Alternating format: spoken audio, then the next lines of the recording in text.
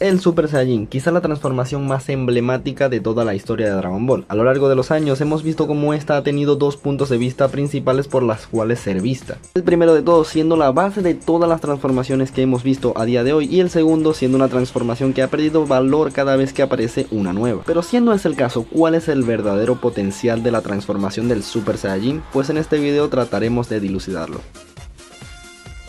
Desde el inicio de Dragon Ball Z, los parámetros en cuestión de funcionalidad en la trama obtuvieron con el tiempo un montón de cambios en cuanto a cómo era Dragon Ball originalmente. Pasamos de aquella adaptación repotenciada de una novela muy tradicional en el folclore chino, a directamente una historia nueva con bases completamente distintas, arraigadas claro al origen del protagonista principal.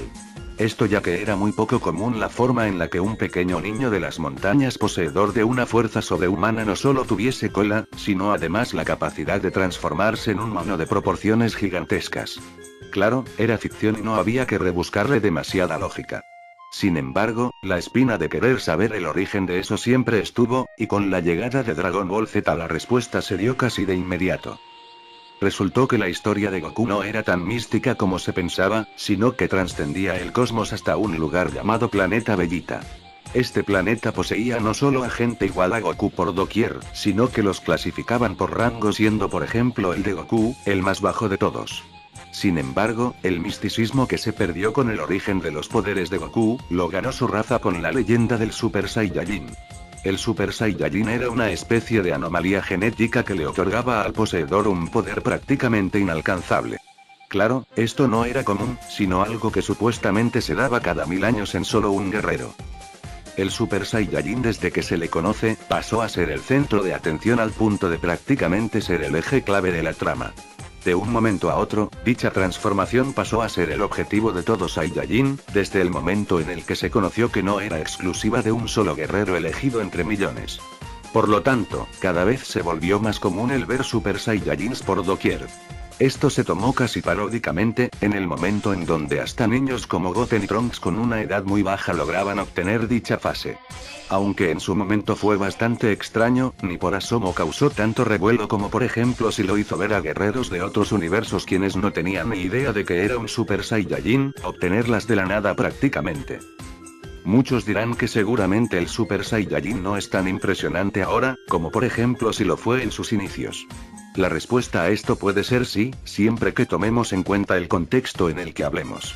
El Super Saiyajin erróneamente se ha tomado ya como una transformación casi inutilizable, debido a que usarla es prácticamente una derrota asegurada. La realidad es todo lo contrario, dado que el Super Saiyajin sigue teniendo quizá la misma o mayor repercusión que en sus inicios. Esto no es exagerar y para ello les explico 3 simples puntos del porqué. Para comenzar y más que obvio, el Super Saiyajin es el origen de prácticamente todas las transformaciones Saiyajin. Es decir, es la matriz de todas las variaciones que hemos podido ver en la historia de Dragon Ball. Aunque lo parezca, nuevamente aclaro que esto no es exagerar. Absolutamente toda transformación que veas en Dragon Ball en el ámbito Saiyajin es creada o inventada a base del primer nivel de todos estos. Y no hablo de en concepto, sino de funcionalidad. Desde el principio, se conocía que el potencial del Super Saiyajin estaba mucho más allá de la comprensión de sus mismos portadores. La complejidad para entender este nivel fue tanta, que pasó de ser algo que se podía resolver o dominar con simple entrenamiento físico. En la saga de Cell, se explicita que ya para superar la barrera del Super Saiyajin se necesitaba un análisis complejo que les permitiera el conocer no solo la transformación, sino además cómo ésta actuaba en cada uno. El potencial del Super Saiyajin es tanto, que solo para la saga de los androides se vieron más de 3 potenciaciones contando al Super Saiyajin 2 que no estaba en los planes. A raíz de este, se crearon varias más, como por ejemplo el Super Saiyajin 3, y fuera de lo canónico, el Super Saiyajin 4. Todo esto, a base del potencial real de la transformación, el cual nunca se dominó por completo. De hecho, si se hubiera dominado, el Super Saiyajin 2 y 3 ya no tendrían sentido ya que son maneras de graduar el poder real de la transformación. Con el Super Saiyajin 4 lo mismo, pero eso es para el siguiente punto. El Super Saiyajin además es increíblemente maleable. Sí, tengo en cuenta que mal dominado podría llevar a una muerte segura a cualquier usuario, sin embargo solo para obtener el Super Saiyajin ya se debe tener un control de mente y cuerpo bastante elevado. Si eso es cierto, entonces ¿cómo es que usuarios que jamás entrenaron para obtenerlo, lo dominan con tanta naturalidad? La respuesta se basa en cuestiones evolutivas. Poco se habla de ello, pero la raza Saiyajin posee una capacidad evolutiva muy agresiva. Estos pueden adaptarse constantemente a cualquier situación mediante el combate. Pueden volverse más fuerte de un momento a otro, y dominar gravedades mucho más altas a las de su planeta en cuestión de horas. Cosa que para un ser humano tardaría semanas y podría costarle la muerte en la gran mayoría de ocasiones. Esto, solo en usuarios individuales. Por lo tanto, es de esperar que en descendientes la capacidad evolutiva sea aún mayor. Al Goku y Vegeta haber multiplicado masivamente sus células S, estos las heredaron a sus hijos quienes obtuvieron la capacidad de dominar el Super Saiyajin con extrema facilidad. Lo mismo con los Saiyajin del universo 6, quienes poseen capacidades evolutivas avanzadas. En cuestión de transformaciones no canon, el Super Saiyajin 4 es casi la cúspide absoluta, dado que combina ambas ramas evolutivas Saiyajin. El Ozaru y el Super Saiyajin. Es una combinación bestial en todo sentido, ya que el poder obtenido es demencial y podría ser peligroso. Además de ello, también existen variaciones divinas y demás, demostrando que el Super Saiyajin es un nivel increíblemente moldeable según qué situación o tipo de energía se utilice.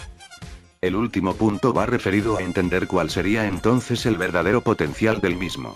El Super Saiyajin está prácticamente en toda transformación que veamos en todo Dragon Ball. Ahora, a pesar de ello, ¿cuál es el estado más puro del mismo? El Super Saiyajin, aunque presente en cada fase, solo está en partes o en esencia. En el pasado, Toriyama mencionaba que en algún momento Goku y Vegeta llegarían a un punto en donde el dominio del Super Saiyajin sería tal, que no necesitarían más que la primera fase para dominar todas las potenciaciones de la misma. Por lo tanto, se da a entender que Goku aún con el Super Saiyajin 3 jamás dominó por completo la primera fase del Super Saiyajin, y haría de un hipotético Super Saiyajin 4 de Z mucho más complicado de lo que originalmente se pensaría. Sin embargo, la respuesta a cuál sería el potencial del Super Saiyajin al completo quizá no sea tan complicado de entender, puesto que seguramente ya lo habremos visto. De hecho, mucho tiempo se especuló si Goku y Vegeta habían por lo menos asomado a este escaño del Super Saiyajin. Hablamos del Super Saiyajin máximo poder. Lo que para hace unos años era conocido como Super Saiyajin legendario, a día de hoy se conoce de esa manera. Sin embargo, en el canon, y desde que esta se presentó en el mismo, no hemos visto que esta se considere exclusiva para el Saiyajin de la leyenda. Sé que puede sonar obvio, pero un dato así no se deja pasar de la nada. Absolutamente todas las fases Saiyajin sean potenciadas u obtenidas tienen una serie de variabilidades que las hacen posibles para cada Saiyajin. Tenemos el Super Saiyajin por ejemplo, el cual en su momento era catalogado como algo legendario y obtenido solo por algunos elegidos. Al pasar el tiempo vimos que aunque seguía siendo importante, la exclusividad de esta transformación se iba perdiendo ya que prácticamente todo Saiyajin podía obtenerla con el debido entrenamiento. Lo mismo con el Super Saiyajin Dios, el cual fue en este caso aún más cuestionable. Es decir, es una transformación que amerita un ritual para obtenerse, por lo que conlleva algún tipo de energía mística o algo por el estilo. Sin embargo, solo con entrenamiento aún siendo especial, Vegeta también la obtuvo. Tengan en cuenta, que según la leyenda, esta transformación era única, y aún así ya se sabe que puede alcanzarse con un entrenamiento específico. Ahora, ¿por qué pensar que con el Super Saiyajin máximo poder no es lo mismo, si se supone que es una habilidad del cuerpo Saiyajin? Puede que digan que es lo que caracteriza principalmente a alguien como Broly, pero esto podría no ser así. Lo que caracteriza realmente a Broly siempre ha sido su capacidad adaptativa hacia cualquier adversidad. El gen legendario puede que actúe de esa manera. Es más, en vez de llamar a la transformación como algo legendario, simplemente la catalogan como algo que condensa el máximo poder del Super Saiyajin. Incluso, hay que tomar en cuenta que Goku y Vegeta ya no son simples Saiyajin, ya que con sus logros, pueden ser incluso superiores a cualquier leyenda de la raza. Esa aura verde que incluso pudimos ver en algunos instantes tanto en Goku como en Vegeta puede ser indicio de esto, y de cómo sus cuerpos se adaptan de menor manera y medida al poder de Broly lentamente. Sea como sea el caso, pueda obtenerse o no por otro Saiyajin, el Super Saiyajin máximo poder de Broly y Kale, es el escaño y potencial real de esta transformación. Y bueno chicos, esta ha sido mi sincera opinión de cuál es el potencial real del Super Saiyajin, así que déjenme la suya en los comentarios. De verdad y como siempre espero que el contenido haya sido de su agrado y si fue así ya saben que pueden dejar un pulgar arriba. Ya sin más que decir, les hablo de Dragon Ball News y será hasta una próxima entrega.